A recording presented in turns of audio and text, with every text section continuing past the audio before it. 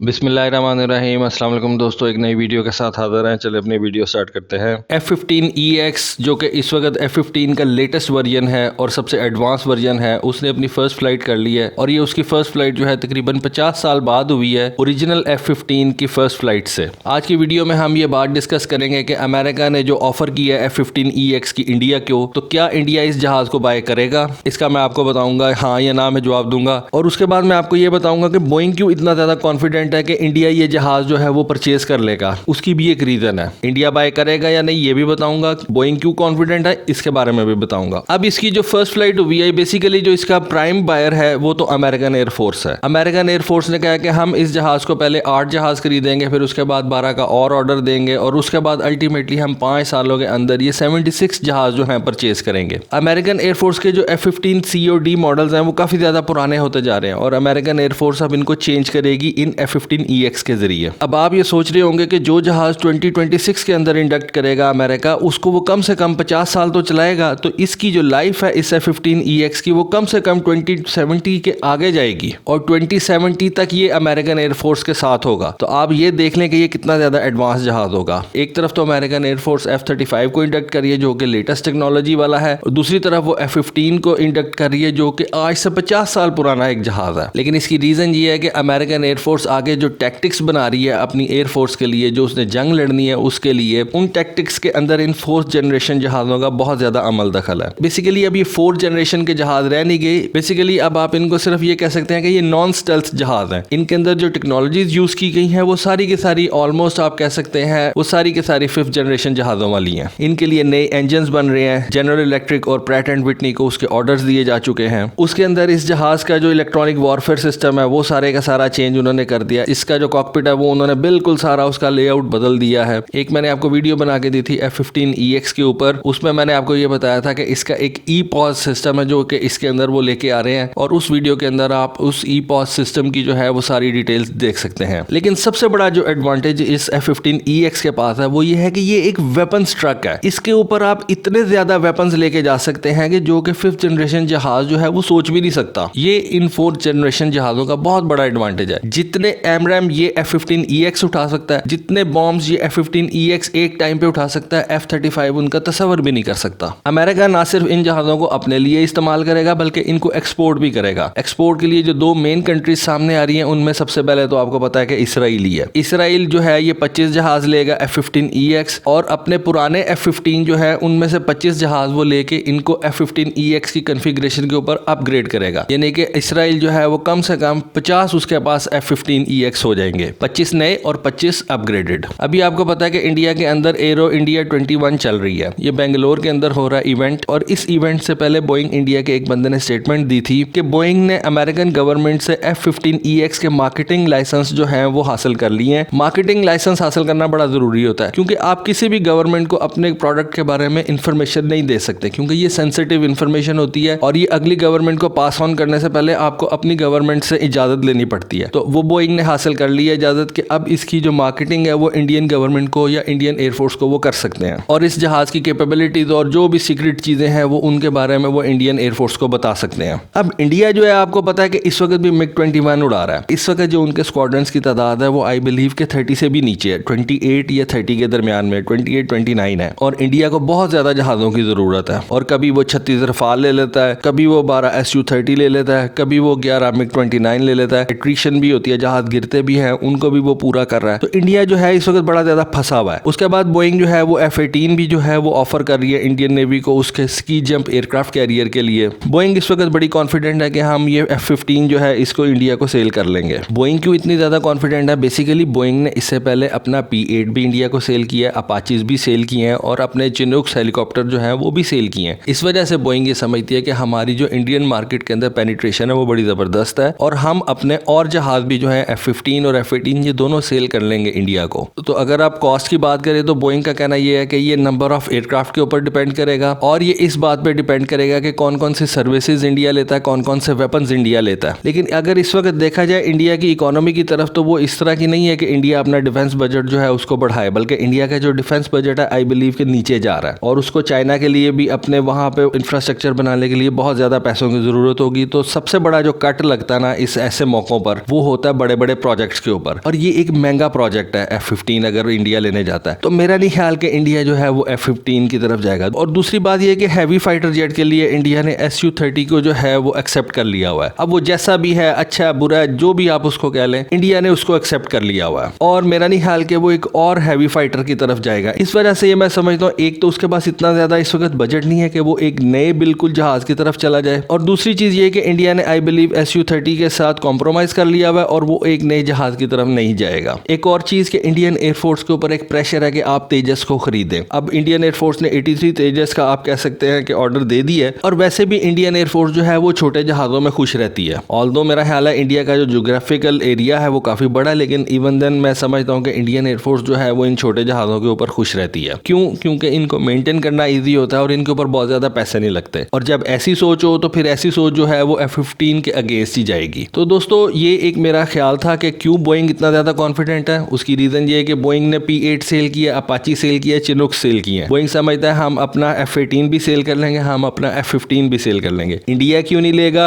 2-3 reasons हैं। एक तो पैसे इंडिया के पास इस वक्त नहीं है, दूसरा Su-30 जो है उसके साथ उसने कॉम्प्रोमाइज कर लिया हुआ है, और तीसरा तेजस का उनके ऊपर बहुत ज्यादा प्रेशर है कि आप तेजस खरीदें। उनको ये समझ भी आती है कि एक छोटा जहाज है, आसान है मेंटेन करने में। ये मेरी सोच थी। आप इसके बारे में क्या समझते हैं कि क्या बोइंग ये जहाज इंडिया को सेल कर सकेगा, और क्या इंडिया ये जहाज परचेज करेगा? प्लीज कमेंट सेक्शन में लाजमी बताइएगा। आज के लिए बस इतना ही। Thank you. Allah Hafiz.